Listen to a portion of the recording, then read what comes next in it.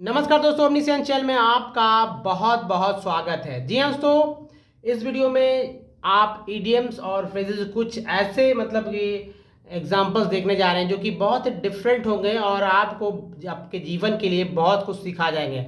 अगर आप उसका यूज़ करते हैं, उसको समझकर अपनी बातों को अच्छी तरह से रखते हैं तो महत्व भी बहुत ही ज़्यादा हो जाता है। और इंग्लिश सीखना कोई बच्चों का खेल नहीं है, जाहिर सी बात है। इसमें बहुत ही कड़ी मेहनत लगता है। जैसे कि मैं बताता हूँ तो आपको कहीं ना कहीं, चूँकि अब हमेशा कुछ ना कुछ बताना है तो हमेशा 15-20 मिनट का वीडियो जो है आपके सामने आ ही रहा है, तो नॉन स्टॉप आ रहा है।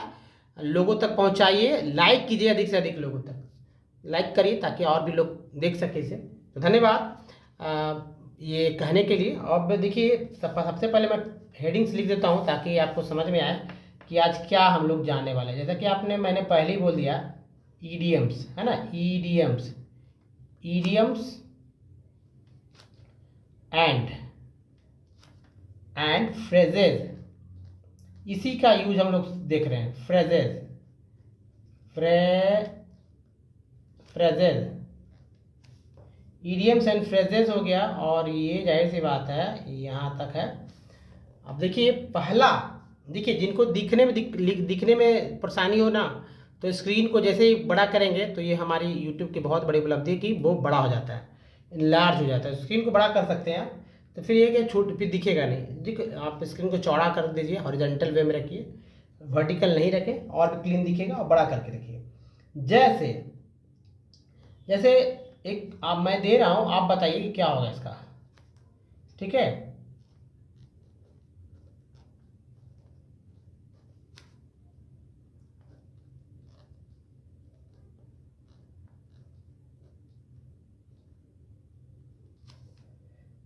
ब्रिंग टू बुक क्या होगा? ब्रिंग टू बुक क्या होगा? इसका अर्थ क्या निकाले? चलिए मैं निकाल लेता हूं आपके लिए। खबर लेना, खबर लेना है ना। तो देखिए, खबर लेना ये जो है, जाहिर सी बात है एक्शन के रूप में ही ये काम कर रहा है, खबर लेना। तो आप सेंटेंस बना सकते हैं क्या ब्रिंग टू बुक पर?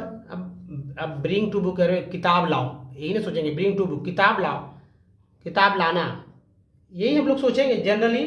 जो इनको इंग्लिश नहीं आता है मतलब क्या है, या ऐसे बोल देते हैं उनको।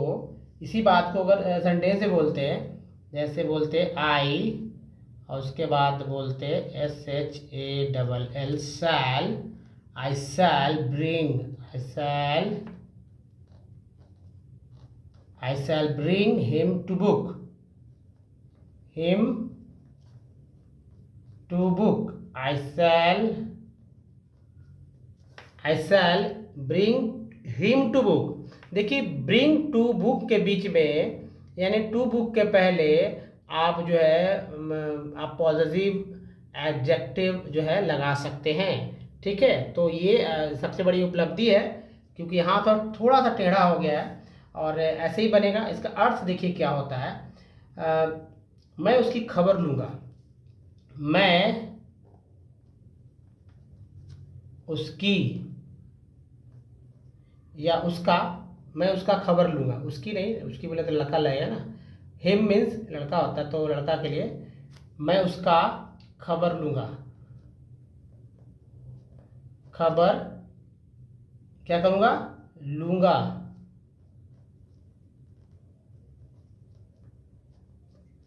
मैं उसका खबर लूँगा, है ना। आई shall bring him to book.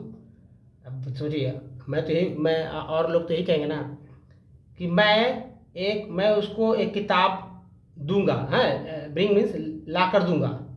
ऐसे हो जाता है, ऐसे बोल देते तो जाए। खबर तो भाई, खबर तो कहीं है नहीं, है ना। खबर तो कहीं नहीं है ना।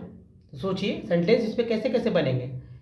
ही ब्रिंग टू, अब इसे आई shall bring her to book, मैं उसकी खबर लूंगा, है ना, लूंगी, ऐसे हर टू बुक। या अब ही विल ब्रिंग, या ही भी। अब ऐसे क्यों? आप सेंटेंस बनाइए, क्या बनाएंगे? जैसे आई सेल है तो आई कई कई तरह से लूँगा हो गया तो लेता हूँ, तो I bring him to book, ऐसे बोलते हैं I bring him to book, मैं उसका खबर लेता हूँ, ऐसे बोल सकते हैं। देखिए सेंटेंस कई तरह से है, जैसे आप ये बोल सकते हैं आई ब्रिंग, ये सीधा लगा लीजिए, आई ब्रिंग हिम लगा लीजिएगा, I bring him to book. इस हिम के जगह आप किसी का नाम जोड़ दीजिए, मान लीजिए कि राम जोड़ दिया मैंने, है ना। इसके जगह आप जो है यू भी लगा सकते हैं, मैं तुम्हारी खबर लूँगा। आप किसी का नाम भी जोड़ सकते हैं, जैसे मान लीजिए कि मंजू ले लेते हैं यहाँ पर, मैं मंजू की खबर लूँगा। ऐसे I bring Ram to book, कितना ईजी है। I bring Ram to book, मैं राम का खबर लूँगा, मैं तुम्हारा खबर लूँगा, मैं मंजू की खबर लूँगा। कितना इजी सेंटेंस है और लोगों को चौंका सकते हैं या नहीं चौंका सकते हैं। आई शुड, अब कई तरह के सेंटेंस है। I should bring him to book, मुझे उसकी खबर लेनी चाहिए। सेंटेंस को बढ़ा रहे हैं हम लोग। तो आपको अधिक से अधिक इसी तरह से जो है मेहनत करना है दोस्तों। ज़्यादा करके देख सकते हैं। नंबर 2 पे आइए हम लोग। नंबर 2, एट स्टेक,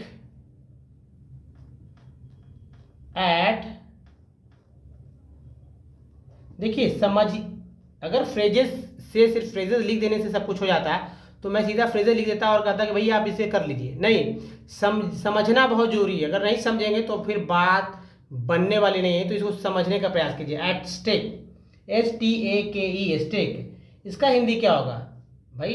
इसका हिंदी हो जाएगा खतरे में। सोचिए, एकदम डिफरेंट, सोच भी नहीं पाएगा। खतरे में, डेंजर नहीं है, डेंजर नहीं है, एट स्टेक, खतरे में। अब देखिए सेंटेंस इस पे ये बनाएंगे हम लोग, या आप कई तरह सेंटेंस बना सकते हैं। एग्जाम्पल के रूप में ही तो है his life, his life is, है ना। इज लगा लेते हैं या वॉज भी लगा लेते हैं यहाँ पर, ताकि 2 सेंटेंस हो जाए। हिज लाइफ इज या वॉज एट स्टेक, एट, देखिए कितना अच्छा है। His life is at stake, his life was at stake. अर्थ क्या होगा इसको समझिए ना, अर्थ को समझेंगे तो और मजा आएगा। उसका जीवन खतरे में है, उसका, देखिए लिख लीजिए कॉपी पर, उसका जीवन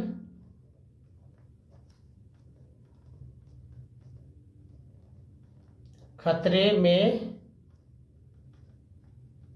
है, उसका जीवन खतरे में था। 2 को हो गया ना, क्योंकि वॉज लगाया मैंने।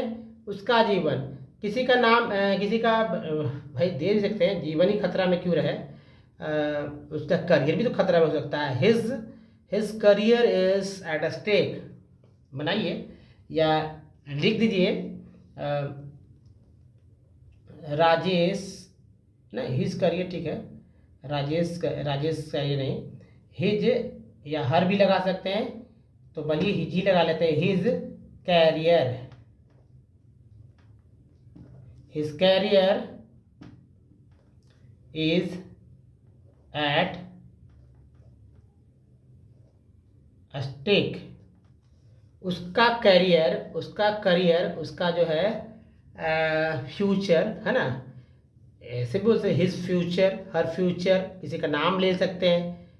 हिज कैरियर एट स्टेक, उसका करियर जो है, करियर ही बोलते हैं, मतलब ऐसे तो यूज ही लोग करते हैं ना। हिज कैरियर इज, उसका करियर जो है खतरे में है ना, उसका भविष्य खतरे में है, आप ऐसे बोल सकते थे। उसका करियर, उसका जीवन खतरे में नहीं है, ऐसे भी बोल सकते हैं ना। His life is not at stake, his life is not at stake, उसका करियर, उसका जीवन खतरे में नहीं है, या उसका जीवन खतरे में नहीं था। His life was not at stake, कई तरह से बोल सकते हैं। इसी को पूछना है तो बोलिए is his life at stake, क्या उसका जीवन खतरे में है, क्या उसका जीवन खतरे में है। या इसी को देखिए सेंटेंस को बना लेते हैं, is his future, is his future eight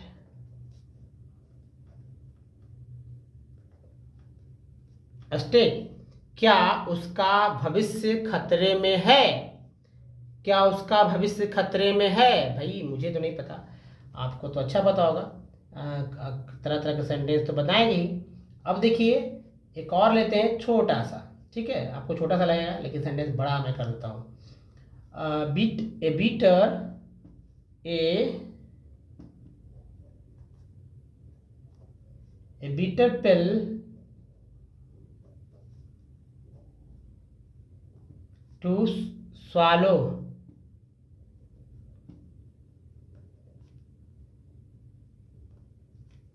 इसका मतलब है असहनीय होना, असहनीय, असहन, तो असहनीय होना, है ना, असहनीय होना। क्या होगा, his work are a bitter pill to swallow, उसकी बातें असहनीय होती है। कितना इजी है ना, his works,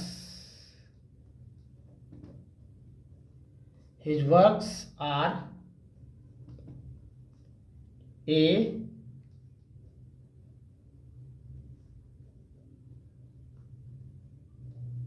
bitter pill to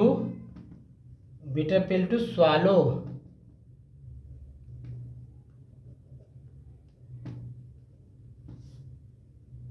उसकी बातें असहनीय होती है ना, उसकी बातें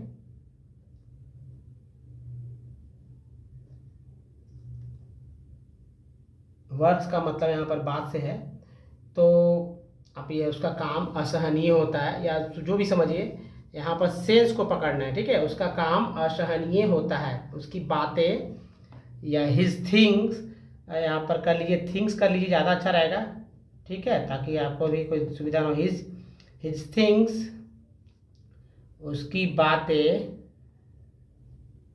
थिंग्स हो गया, उसकी बातें असहनीय होती है,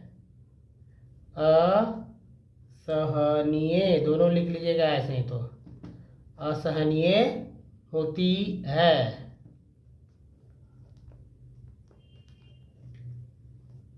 चलिए चौथा पे चलते हैं दोस्तों।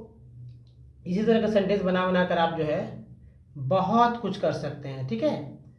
तो नेक्स्ट है एट ऑल, नंबर 4, एट, उसके बाद कर देंगे ऑल, मतलब बिल्कुल,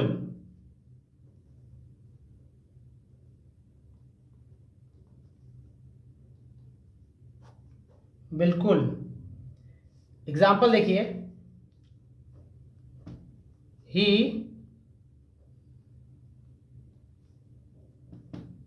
he does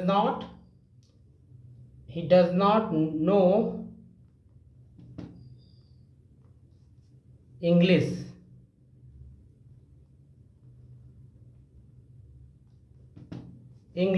at all, at all, वह अंग्रेजी बिल्कुल नहीं जानता। कितना नए तरीके से मैंने बताया, वह अंग्रेजी बिल्कुल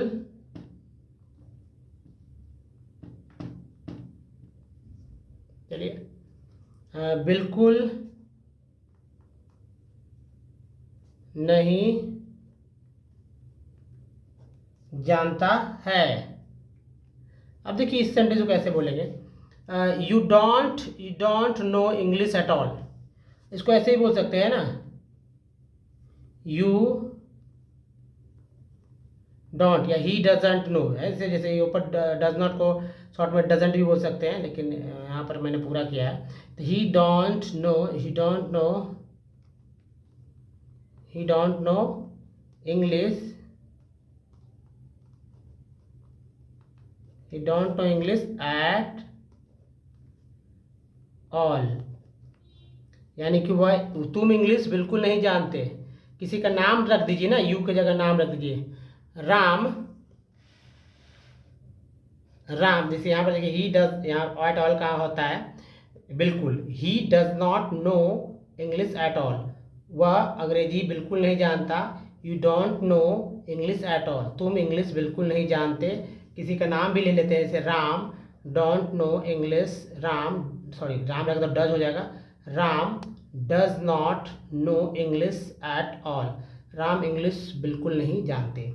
कैसा, कितना अच्छा तरह से सेंटेंस को मैंने यहाँ पर आपके लिए रखा है ताकि आप भी सीख सकें। जी हाँ, तो चलिए अब जो है आपने देखा, और ये पांचवा मैं ले रहा हूँ, जो कि 5 काफ़ी हो जाते हैं, और ये रहा पांचवा। एट हैंड क्या होगा इसका अंग्रेजी, मतलब हिंदी क्या होगा? एट हैंड यानी हाथ में, है ना, हैंड को तो हाथ ही होता है। एट हैंड क्या होगा, हिंदी हो जाएगा समीप। और एग्जामिनेशन, देखिए यहाँ पर एग्जाम्पल है, examination is eight hand, examination या एग्जाम कर दीजिए, exam, exam is eight hand, exam is eight hand, परीक्षा समीप है, परीक्षा, परीक्षा समीप है। ये तो परीक्षा की बात हो, मान लीजिए कि क्या बोलते हैं, जैसे अगला है ना, कोई जगह का नाम बोल दीजिए, गाड़ी से जा रहे हैं, मान लीजिए गोवा जा रहे हैं, गोवा पहुंचने वाले हैं, तो बोल सकते हैं Goa is eight hand, Goa समीप है, बोल सकते हैं ना। किसी जगह के बारे में बोल दीजिए तो क्या खराब हो जाएगा क्या? नहीं, मान लीजिए गोवा के बारे में बोल रहे हैं, जा रहे हैं फ्लाइट से, ट्रेन से, तो Goa is eight hand, Goa समीप है, समझ रहे हैं ना। तो दोस्तों इस वीडियो में यहीं तक, नीचे लाइक का बटन है, लाइक करके इसे और उन तक पहुंचाइए ताकि और लोगों को भी बेनिफिट्स हो, फ़ायदा हो, ताकि मेरा मेहनत जो है कहीं न जाए। इतना पसीना आ रहा है तब भी मैं आपके सामने लगातार जो है 18 मिनट से बोले जा रहा हूँ, है ना। तो दोस्तों इस वीडियो में यहीं तक, धन्यवाद, थैंक्स फॉर वॉचिंग, मिलते हैं अगले वीडियो में, तब तक के लिए ध्यान रखिए।